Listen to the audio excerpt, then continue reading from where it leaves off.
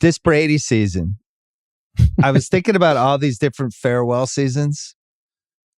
Yeah, I think Ali, we're old enough to remember Ali Holmes, which Sports Illustrated did the cover and there was no words on it. It was just Ali on the stool with like a black eye, right? Just like completely dead inside. And that's, to me, a 10 out of 10 on how bad a farewell year can go, right? Barry Bonds was a good one where everybody basically put their hands up and they said, we're not signing you. It's like, really? AL team? You don't want this guy as a DH who had like a 480 on base last year? No, we're all out. We're blind out. So that's a bad way for a 10. You have those things like OJ and the Niners, Emmitt Smith on the Cardinals. But when the guy has the last year of his career uniform and it's just kind of sad. Like Patrick Ewing was on Seattle, shit like that. Where it's like, so you think no matter what, this is it. This is his last year. Well, I'm going through all the scenarios. Favre, second. Oh, this is definitely his last year. Favre, that second Viking season when his body fell apart. Kareem and the Lakers when they made the finals, but he was like bald, kind of like weird body Kareem. Like he just wasn't Kareem anymore. Iverson's last 2 NBA years were horrible. Mario Lemieux came back. He played for like 5 more years. Sure. On the Penguins. Remember that? Like they didn't make the playoffs. He wasn't Lemieux anymore. There's all these different ways it can go. I think that LeBron's could be pretty bad too. He could be. I know, but he's at least still good at basketball. Like he could still put up 30 points. Like Brady seems dead inside, super skinny, bad luck all over the place. So is getting divorced, and I think it's finalized is the word in the street. Everything about this has been like, wow, I wish I hadn't come back. But we have 10 games to go. And I've never seen a farewell season like this, I guess is my point of view. Like, rack your brain. Have you seen anything this weird? This is the most famous player in the history of the sport. No, I agree with you. There's a ton of distractions, and obviously sitting out a week, and he took shit for that in the preseason, and then I think going to Robert Kraft's wedding, he's like, wow, this guy found true love. Why can't I do it? Why can't I look at this couple? But but honestly, I don't know. Should we give Bruce Arians a little more credit? I don't want to give him too much credit because he had the crazy old man vibe towards the end. It was looking like he was going to beat up his own players. So I understand why they had to get him out of there. Yeah, a little bit. But did he keep things in line and order a little bit? Maybe. I don't know that he had all that influence over Brady, but it didn't hurt. That's for sure. The play calling is awful. And I saw Leftwich was trending on Twitter, and I thought maybe he got into it with Mike Evans or somebody. So I clicked on it. I'm like, what do you do?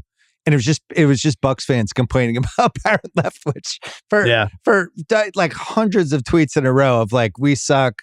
We run the worst offense in the league. So I don't know. I saw that drop by Evans, and I was like, oh, that sucks. Yeah, that's a bad sign. But he's going to get open 45 times, and this is going to be a blowout. It just never happened again. They just couldn't get it going again. Then they kicked the field goal down 14-0. Stupid. That was weird. They play Baltimore on Thursday night. When we'll do Guest Alliance, we'll talk about that. They play one of the LA teams in week 9. I assume that's the Rams. Oh, no, that's the Chargers. No, Chargers. Home for the Chargers. Then they have a London game. No, I think it's Germany, actually. Or Germany. Week 10. Right. They're playing Seattle. Does Brady leave the country? Wow. I could see him being like, you know what? I'm going to skip this one. I don't feel like going away.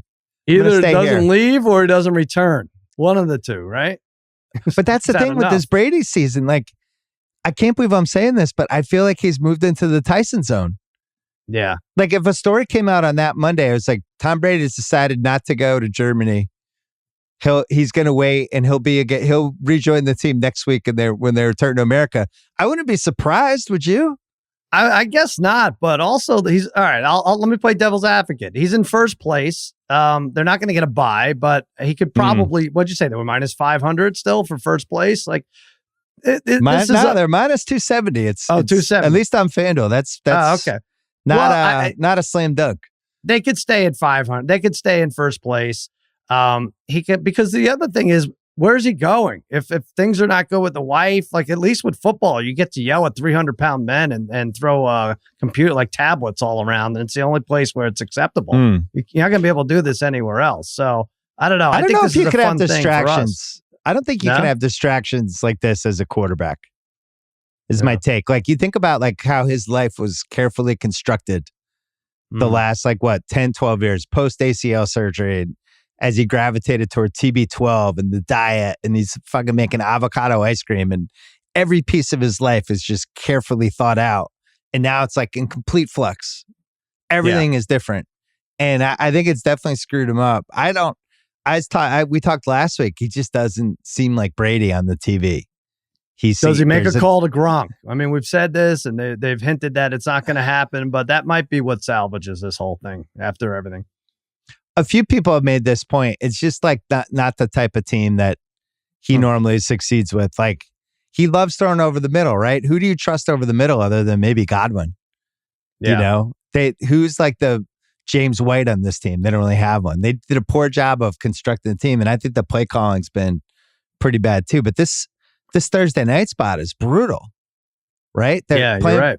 They have 4 days rest to play Baltimore. I think Lamar is like the hardest guy to prepare for in the league. Like he ate up the Patriots a few weeks ago. He's not even playing well last few weeks, but to just have 4 days to prepare for that dude, not crazy. Yeah, about I mean, that. I don't understand this defense. Like, whether it's a quarterback running or, Donta Freeman and Chuba Hubbard had, they have, like 180 yards combined rushing. That's the one thing you could never do against Tampa, a healthy Tampa defense in Vita Vea is run against them. So it didn't matter. They didn't score any points this week.